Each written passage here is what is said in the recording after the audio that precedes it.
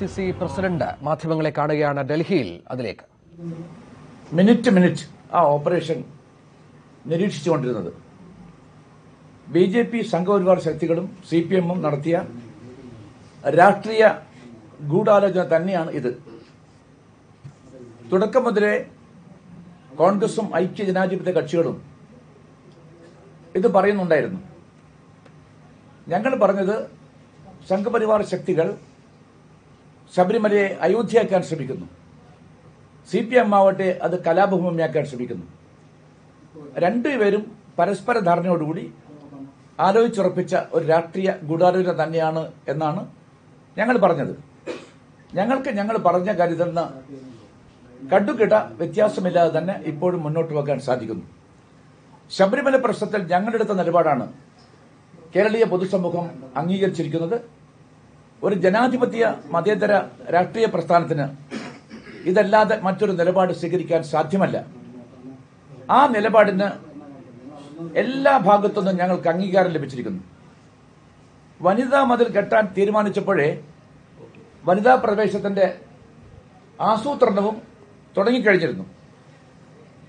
ഒരു ഭരണാധികാരി എന്ന നിലയിൽ കഴിഞ്ഞ 2.5 വർഷക്കാലത്തെ ഭരണത്തെ വിലയിരുത്തിക്കൊണ്ട് കേരള മുഖ്യമന്ത്രി ഒരു തികഞ്ഞ പരാജയമാണ് എന്ന് എല്ലാവർക്കും ബോധ്യപ്പെട്ടിട്ടുണ്ട്.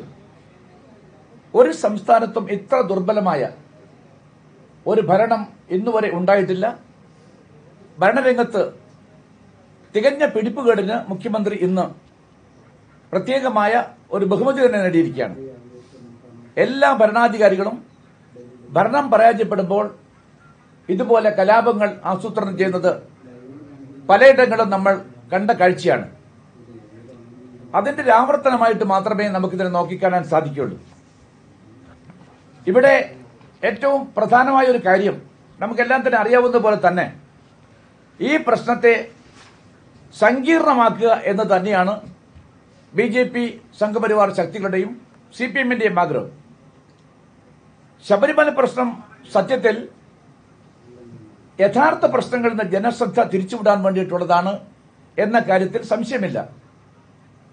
മഹാപ്രളയവുമായി ബന്ധപ്പെട്ട് ഇനി കോൺഗ്രസും ഐക്യജനാധിപത്യ കക്ഷിയും പ്രക്ഷോഭ രംഗത്താണ് ജനങ്ങളെ അണിനിർത്തിക്കൊണ്ട് മുന്നോട്ട് പോവുക എന്ന കാര്യം അസന്നിഗ്ധമായി പ്രഖ്യാപിച്ചു കഴിഞ്ഞിട്ടുണ്ട്.